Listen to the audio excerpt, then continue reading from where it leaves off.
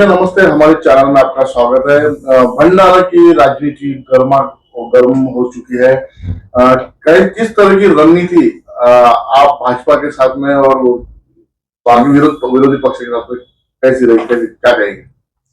नमस्कार, मेरा परिचय दे देता हूँ। पहले मैं जैकी रावलानी, मैं भारतीय जनता पक्ष में हूँ अभी, और मैं प्रभाग 4 से खुद उम्मीदवार हूँ। और हम, जैसा आपको पता है, नगराध्यक्ष की हमारी मधुराताई मदनकर हमारी नगराध्यक्ष की प्रत्याशी है। और रणनीति कुछ नहीं दादा, इसमें सिंपल सी चीज है कि अगर आपके काम अच्छे हैं और आप लोगों के हित के लिए काम करने वाले और आपकी छवि बेदाग है तो जनता आपको चाहेगी। हमारी प्रत्याशी एकदम नीट एंड क्लीन छवि की है। 10 साल से नगराध्यक्ष और नगर सेवक रह चुकी है।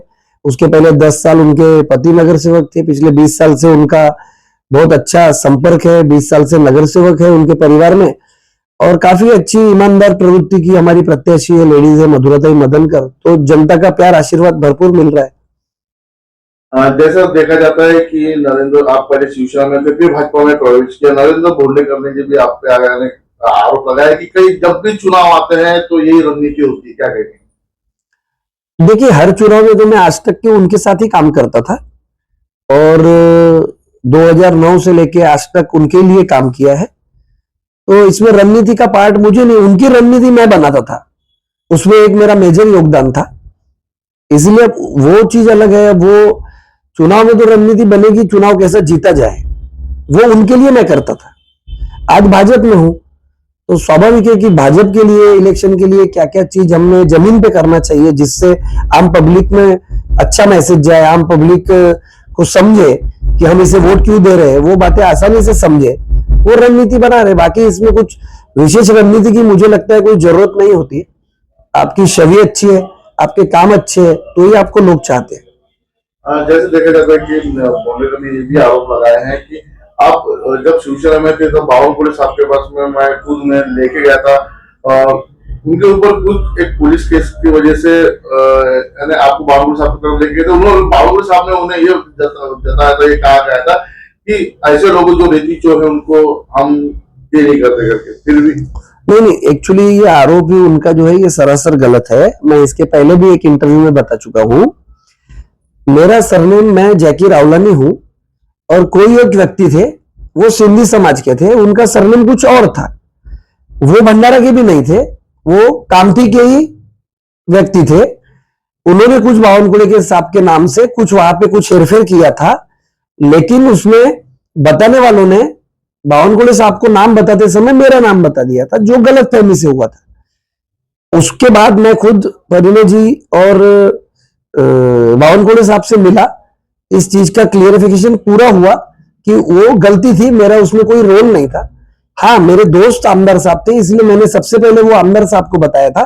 आमदार साहब ने मुझे बोला ठीक है, हम बावनकुळे साहब से आपकी मुलाकात कर देते हैं। मैं उनके साथ गया भी था, लेकिन उन्होंने मुझे मिलाया ही नहीं, और मुझे बोला कि साहब मिलना नहीं चाहते। ये मैं इसके पहले एक इंटरव्यू में बता चुका हूं। उसमें उस प्रकरण से मेरा कोई लेना देना ही नहीं था। साहब को भी समझ में आया कि इसमें मेरा कुछ दूर दूर तक कोई लेना देना नहीं है, और पुलिस केस वगैरह कुछ भी वो वैसा विषय हुआ भी नहीं था, इसलिए वो कोई विषय नहीं है। परिणय फुके और नाना पटोले के कोई गहरे संबंध बताए जा रहे हैं, एक दूसरे को सपोर्टर बताए जा रहे हैं, क्या कहेंगे? नहीं, देखिए, अब ये बड़े स्तर के राजकारण है, और मुझे ऐसा लगता है कि सभी नेता एक दूसरे से मिलते हैं। बोंडेकर साहब भी नाना पटोले से अभी उन्होंने युति की थी, बीडीसीसी बैंक के चुनाव के पहले में दूसरे ने साथ में बैठ के इंटरव्यू दिया था, प्रेस ली थी। और सबको पता है कि बोंडेकर साहब अगर आज आमदार है तो वो नाना पटोले जी की मेहरबानी से उनको टिकट मिली थी, तो वो तो उनके ज्यादा करीबी है। और परिणय जी के और नाना भाऊ के क्या संबंध है, इस बारे में मुझे कुछ बहुत ज्यादा जानकारी नहीं है। अलग अलग पक्षों की राजनीति गर्मा रही है, क्या लगता है इस चुनाव के अंदर में इस राजनीति के चलते हुए कुछ चुनाव में फर्क पड़ते दिखाई नजर दे रहा है? नहीं, मुझे लगता है कि देखिए, भंडारा के राजकारण को अगर देखा जाए तो आज की तारीख में भाजपा कोसों आगे है दोनों तीनों पार्टियों से। भाजपा के सामने आज की तारीख में तो कोई ऐसा उम्मीदवार मुझे नहीं दिख रहा है कि भाजपा को आह्वान है। हाँ, लेकिन अब चुनाव है तो चुनाव में कुछ भी हो सकता है, इसीलिए हम इसे सीरियस लेंगे, हल्के में नहीं ले सकते। आप प्रभाग 4 में खड़े हैं, प्रभाग का क्या विजन होगा, क्या कहेंगे? देखिए, मैं जिस प्रभाग से खड़ा हूँ वो काफी स्लम एरिया है, वहां काफी गोर गरीब एकदम जनता रहती है। और मैं प्रभाग में देख रहा हूं कि बेसिक नीड जो रहती है आम आदमी की, अच्छी सड़कें, नाली, लोगों को पानी अच्छा, और वो सब नहीं है, काफी तकलीफ है। उसके बाद में जो हमारे एरिया का सबसे बड़ा प्रश्न है कि घरकुल नहीं मिल रहे क्योंकि पट्टे नहीं है, उनकी मालकी के पट्टे नहीं है।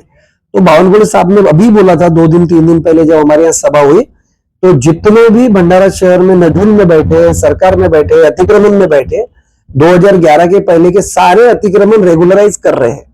तो मैं जरूर मेरी सरकार का इस जीआर का फायदा लेके मेरे पूरे प्रभाग के लोगों को अधिक से अधिक संख्या में, ज्यादा से ज्यादा लोगों को कैसे पट्टे दिए जाएंगे, घरकुल देते आएंगे, ये काम तो मैं जरूर करूंगा। और बेसिक जो नीड है, पानी, सड़क और नाली, ये भी जरूर करूंगा। इस तरह का विकास का एजेंडा आपका रहेगा और जनता के बीच आपकी किस तरह की डोर टू डोर मुलाकात जो रहेगी वो मुद्दों को लेकर?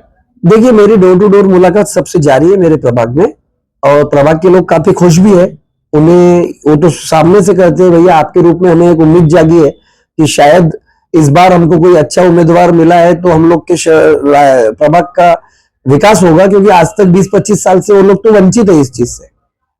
भोंडेकर ने एक आरोप ये भी लगाया था कि विधानसभा में उनके खिलाफ में आपने काम किया था। देखिए, ये आरोप बड़ा हास्यास्पद है। पूरे भंडारा शहर में आप किसी भी व्यक्ति को पूछेंगे जिसको राजकारण की 1% भी नॉलेज है, तो वही आपको बता देंगे कि चुनाव से 20 दिन पहले भोंडेकर साहब की क्या स्थिति थी। बहुत खराब स्थिति थी कि वो चुनाव हार रहे, ये परिस्थिति थी। जब मैं एक्टिव हुआ, हमने सारे तंत्र एक्टिव किए, अपने सब लोगों को मनाया, मैंने गारंटी ली, अरे जान दो पुराना इतिहास छोड़ो, अब इस बार नहीं होगा। तब जाके लोगों की नाराजगी दूर हुई और तब जाके वो जीते। क्या लगता है कि भाजपा में भी कुछ नाराजगी है, क्योंकि परिणय फूके से जनता भी नाराज है, क्या कहेंगे इस बारे में? मुझे नहीं लगता भंडारा में परिणय फूके से कोई जनता नाराज है। आमदार साहब ने कुछ लोगों को, अच्छा देखिए मैं आपको बताता हूँ, भाजपा के जितने मुखबिर थे आमदार साहब के पास, वो सारे मुझे पता थे। मेरे भाजपा में आते ही उनको पसीना आ गया, अरे ये हर चीज परिणय जी को बताएगा, तो वो सारे मुखबिर एक एक करके भागते जा रहे हैं। बाकी परिणय जी से कोई नाराज नहीं है। ये वही लोग हैं जो भाजपा में रह के उसकी मुखबिरी हमारे पास शिवसेना में तब करते थे। मेरे आने से उनके भेद खुल गए, यही उनको डर लग रहा है। आप अपने यहाँ की जनता को और अपने मतदाताओं को क्या एक आह्वान, क्या एक संदेश देना चाहते हैं? देखिए, मैं भंडारा की सारी जनता को एक ही आह्वान करना चाहता हूँ, एक ही संदेश देना चाहता हूँ कि सच में अगर आपको विकास चाहिए तो देवेंद्र जी सीएम है, बावनकुळे साहब मंत्री है, ऊपर केंद्र में मोदी जी है। तो सिंपल सी बात है कि आज के तारीख में भाजपा से बड़ी कोई पार्टी नहीं है, और एक भाजपा ही ऐसी पॉलिसी जो एकदम नीट एंड क्लीन काम करने में विश्वास रखती है। पिछले कई वर्षों से मैं आमदार साहब के साथ हूं, उनकी बहुत सारी चीजें मैंने नजदीक से देखी है, जनता ने भी देखी है कि विकास अगर उनको करना होता तो 3 रेजिम हो चुकी है। तो अगर 3-3.5 हजार कोटी रुपए लाके भंडारा शहर का विकास नहीं दिख रहा है, लेकिन हमारे आमदार साहब का विकास सबको दिख रहा है। तो अब भी आमदार से बड़ा तो नगराध्यक्ष नहीं होता ना, तो आप उनके घर के नगराध्यक्ष चुन के दोगे, तो आमदार रह के नहीं कर पाए तो नगराध्यक्ष में क्या करेंगे? इसीलिए उनसे तो वो उम्मीद ही नहीं है। कांग्रेस सत्ता में नहीं है, तो कांग्रेस से तो आपका काम नहीं हो सकता। खासदार चुना 1.5 साल पहले, दिखता नहीं, तो 1 लाख रुपए निधि देने के लिए उनके वांदे हैं, राजकीय अभ्यास शून्य है। तो मुझे लगता है जनता ये गलती वापस नहीं करेगी कि कहीं तो कांग्रेस के पास जाएगी। तो एक ही पर्याय बचता है कि भाजपा ही एकमात्र ऐसा पक्ष है, सशक्त पक्ष है, नेतृत्व अच्छा है, जिसपे भंडारा की जनता विश्वास करके उनको जिता के और भंडारा के कल्याण के लिए, अच्छे विकास के लिए वोट कर सकती है। आने वाले 2 तारीख को चुनाव के बाद में किस तरह की तस्वीर सामने आएगी, क्या लगता है आपको? मुझे 100% उम्मीद है भंडारा की जनता से कि भंडारा की जनता आने वाले 3 तारीख को पूर्ण बहुमत में, काफी बहुमत में कमल खिलाएगी, और नगराध्यक्ष और अधिकाधिक 35 में से अधिकाधिक, मुझे तो लगता है 30 से ज्यादा नगर सेवक, ये पहली बार रिकॉर्ड 30 से ज्यादा नगर सेवक भाजपा के जीत के आएंगे।